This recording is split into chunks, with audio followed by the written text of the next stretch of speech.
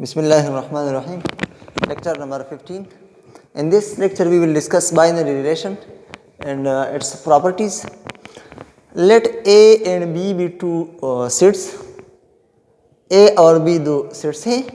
Then any subset of A cross B is called a relation. अब A cross B के हर subset को हम relation कहेंगे. Any subset of A cross B is called a relation. अब A cross B क्या है?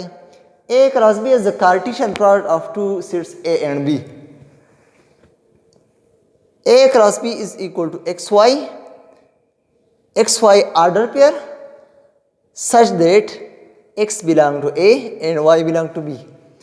A B Cartesian product इस तरह डिफाइन किया जाता है जनरली कि इसमें ऑर्डर पेयर X और Y होंगे, जबकि X पहले सेट से होगा A से और Y दूसरे सेट B से होगा.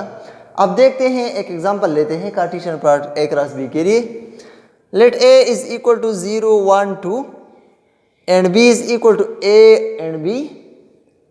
Then A cross B for A and B is 0 A order pair. All possible order pair यहाँ लिखेंगे. 0 B order pair, 1 A 1 B, 2A and 2B. These are all possible order pairs of A and B. So this is the Cartesian product of A and B, where A is equal to 0 1 2 and B is equal to AB. Now any subset of A cross B, R1 is the subset 0A 0B 1B. ये तीन elements मैंने लिए इस set से, सो ये एक relation है. R2 दूसरा सबसेट है 1A 2A 3B, sorry 2B. 1A 2A 2B ये भी इसका एक सबसेट है, सो ये भी रिलेशन हुआ. R3 1A इसमें सिर्फ एक ऑर्डर पेयर है, ये भी सबसेट है इसका. So these are three relations on A cross B. And you can say in other words, these are the relation from set A to set B. Now, अब इस A क्रॉस B में कितने elements होंगे? अगर A का order coordinate of A 3 हो और coordinate of B 2 हो, so coordinate of A cross B will be the product of these 3 and 2.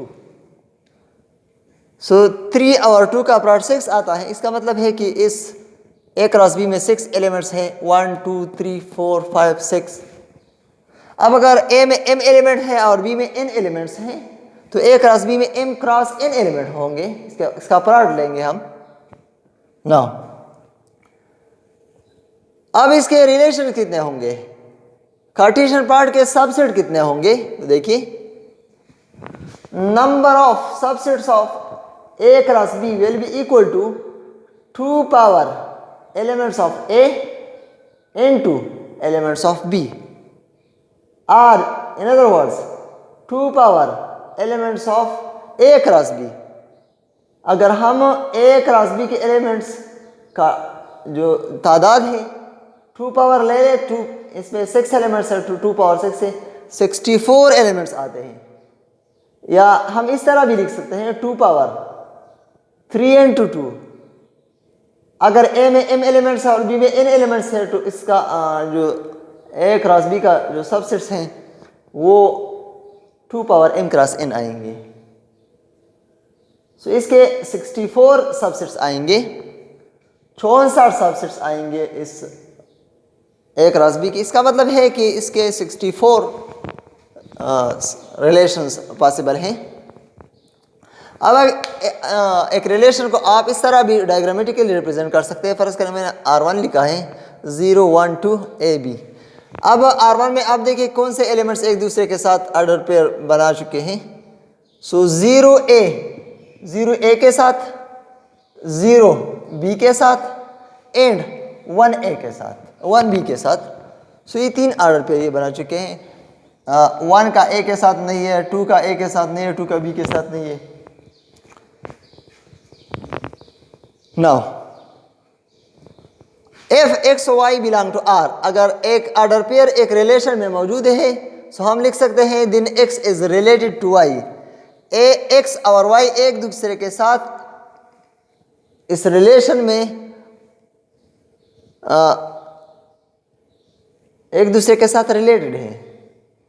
अगर एक रिलेशन में एक्स और वाई मौजूद हो इसका मतलब है x is related to y. For example 0 and a order pair R1 में मौजूद है तो ये हम इस तरह लिख सकते हैं 0 इज रिलेटेड टू ए। अब अगर एक ऑर्डर पेयर एक रिलेशन में मौजूद नहीं है तो हम इस तरह लिख सकते हैं then x not related to y, x is not related to y. फर्ज करें R1 में 2a नहीं है तो हम लिख सकते हैं 2 is not related to 2 is not related to 0, sorry a. 2a order pair फर्ज करें इसमें नहीं है तो हम लिख सकते हैं 2 is not related to a in R1। मैंने R1 लिख दिया कि R1 में 2 रिलेटेड नहीं है a के साथ। यहाँ हम इस तरह लिख सकते हैं 0 is related to a in R1। Now another definition, a relation on a set A is a relation on a set A is a relation from A to A। अब एक सेट पे रिलेशन किस तरह बनता है, A cross A का अगर हम सब सेट ले लें तो it's a relation on a set A। मतलब है रिलेशन है सेट A से सेट A तक, सेट A से सेट A में रिलेशन है। So a relation on a set A is a relation from A to A। इसका ये मतलब है अगर आपके पास A और B दोनों सेट एक ही सेट हो तो हम इसको A क्रॉस A कहेंगे, that is subset of A cross A। So a relation on a set A is a subset of A cross A। For example, A is equal to 1 2 3 4, ये 4 elements है। अब आप यहाँ A पे एक relation define करें A से A तक। सो R एक रिलेशन है जिसमें A और B ऑर्डर पेयर्स हैं सच दैट A डिवाइड्स B। इसमें वो ऑर्डर पेयर्स होंगे A में जो एक एलिमेंट दूसरे को डिवाइड कर रहा है। फॉर एग्जाम्पल 1 1 ऑर्डर पेयर्स में मौजूद है क्योंकि 1 1 को डिवाइड कर रहा है, 1 2 को डिवाइड कर रहा है, 1 3 को डिवाइड कर रहा है, 1 4 को डिवाइड कर रहा है, 2 2 को, 2 4 को डिवाइड कर रहा है, 3 3 को, 4 4 को डिवाइड कर रहा है। अब 3 2 को डिवाइड नहीं कर सकता, 2 3 को डिवाइड नहीं कर सकता, इससे 2 3 या 3 2 ऑर्डर पेयर्स में मौजूद नहीं है। Similarly another relation R1 A व B where A less or equal to B। आप इसमें वो एलिमेंट्स ले सकते हैं जो इसमें फर्स्ट एलिमेंट दूसरे से कम हो या बराबर हो। मतलब 1 1 भी ले सकते हैं, 1 2 भी ले सकते हैं, 1 3 भी ले सकते हैं, 3 4 भी ले सकते हैं, 4 4 भी ले सकते हैं, आप खुद कर सकते हैं। नाउ R2 एक another रिलेशन है, R2 is equal to A व B such that A greater than B। इसमें वो एलिमेंट्स होंगे जो ग्रेटर देन फर्स्ट एलिमेंट दूसरे से ग्रेटर हो, A B से ग्रेटर हो। मतलब ये आप ले सकते हैं 4 1 ले सकते हैं, 4 2 ले सकते हैं, 4 3 ले सकते हैं, 3 2 ले सकते हैं, 3 1 ले सकते हैं एंड सो ऑन। इस तरह आप मुख्तलिफ रिलेशंस डिफाइन कर सकते हैं in this set. Now properties of the relation. Properties में पहली प्रॉपर्टी है reflexive property. A relation R is reflexive if A व A belong to R for all element A belong to A। एक relation को हम reflexive कहेंगे, reflection से निकला है ये लफ्ज रिफ्लेक्शन। इफ A व A belong to R, कि A व A ऑर्डर पेयर इसमें मौजूद हो। फॉर एग्जाम्पल R1 देखिए आप 1 1 1 2 2 1 2 2 3 4 4 1 4 4, ये एक रिलेशन है। इसको हम देखते हैं कि ये रिफ्लेक्सिव है फॉर ऑल एलिमेंट्स ऑफ ए या नहीं है। देखिए फॉर एलिमेंट 1 1 1 इसमें मौजूद है, So 1 is related to 1. Now for 2 को देखते हैं. 2 is related to 2. 2 order pair मौजूद है. 3 ऑर्डर पेयर देखते हैं. 3 ऑर्डर पेयर्स में है. सो 3 ऑर्डर पेयर इसमें ज़रूर होगा, मैं बोल चुका हूँ. 3 ऑर्डर पेयर्स में मौजूद है. So you now for 4 order pair भी इसमें मौजूद है. सो इसका मतलब है फॉर ऑल एलिमेंट्स ए व A belong to R1. So R1 is reflexive. Simple है. 1 1 2 2 3 3 4 ऑर्डर पेयर अगर इस सेट में मौजूद है तो ये रिफ्लेक्सिव है, otherwise it is non reflexive. Now another property, symmetric property. A relation R is called symmetric if A व B belong to R, then B व A belong to R. अगर A B ऑर्डर पेयर मौजूद है R में, सो फिर B A B होगा अगर ये सिमेट्रिक है. फॉर एग्जाम्पल ये R3 में लिया है. 1 1 1 2 1 4 2 2 1 2 1 2 2 3 3 4 1 4 4. अब देखिए इसमें 1 2 ऑर्डर पेयर मौजूद है. सो 2 1 भी होना चाहिए. 1 4 मौजूद है, सो 4 1 भी होना चाहिए. इस तरह 1 1, सो 1 1 से कोई फर्क नहीं पड़ता. 1 1 1 1. इसके अलावा ऐसा ऑर्डर पेयर मौजूद नहीं है कि 1 2 हो और 2 1 ना हो, ए बी हो और बी ए ना हो. तो ये रिलेशन सिमेट्रिक है. बहुत सिंपल है सिमेट्रिक प्रॉपर्टी. अगर रिलेशन में ए बी ऑर्डर पेयर मौजूद हो तो बी ए ऑर्डर पेयर भी मौजूद होना चाहिए for symmetric property. So the relations R3 is symmetric. Now our relation R is called antisymmetric if A व B belong to R and B व A belong to R, then A is equal to B. अब एक relation को हम symmetric कहेंगे, anti symmetric कहेंगे अगर A B मौजूद हो, बी ए भी मौजूद हो, सो फिर ए इक्वल टू बी होना चाहिए. अगर ए बी मौजूद हो और बी ए न हो तो कोई फर्क नहीं पड़ता. मगर अगर ए भी मौजूद हो और बी ए भी मौजूद हो तो दोनों इक्वल होना चाहिए. अब देखिए R4 को 2 1 मौजूद है, 3 1 मौजूद है, 2 1 और 1 2 नहीं है.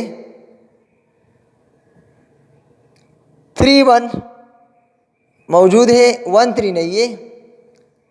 अब 3 2 मौजूद है, 2 3 नहीं है. 4 1 मौजूद है, 1 4 नहीं है. 4 2 मौजूद है, 2 4 नहीं है. 3 4 मौजूद है, 4 3 नहीं है. 4 3 मौजूद है, 3 4 नहीं है. सो इसका मतलब है कि ये एंटी सिमेट्रिक है. अगर इसमें 2 1 है और 1 2 होता तो यकीनन 1 और 2 एक दूसरे के इक्वल नहीं है, इसलिए ये एंटी सिमेट्रिक ना होता. मगर यहाँ 2 1 मौजूद है. एज ए व B belong to R, then B and B A does not belong to R. B A नहीं है. सो अगर ए भी मौजूद है और बी ए नहीं है तो ये कंडीशन चेक करने की ज़रूरत नहीं है कि ए इक्वल टू बी. अगर ए 1 2 हो और 2 1 हो और 1 2 हो तो फिर ये एंटी सिमेट्रिक नहीं है. फॉर एग्जांपल आप ये प्रॉपर्टी देख ले. यहाँ 1 2 है, 2 1 नहीं है. सॉरी यहाँ 2 1 है. ये 1 2 है और ये 2 1 है. तो देखिए 1 और 2 एक दूसरे के इक्वल नहीं है, तो इसलिए ये एंटी सिमेट्रिक नहीं है. इसी तरह 1 4 है, 4 1 है. तो 1 4 के बराबर नहीं है, इसलिए एंटीसाइमेट्रिक प्रॉपर्टी नहीं है। नाउ R6 देखिए 3 4 3 4 मौजूद है, 4 3 नहीं है। इसका मतलब है कि आप इसको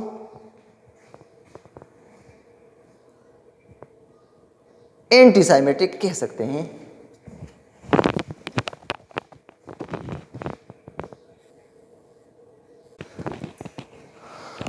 Now third property, a relation R is called transitive if A व B belong to R and B व C belong to R, then A व C belong to R.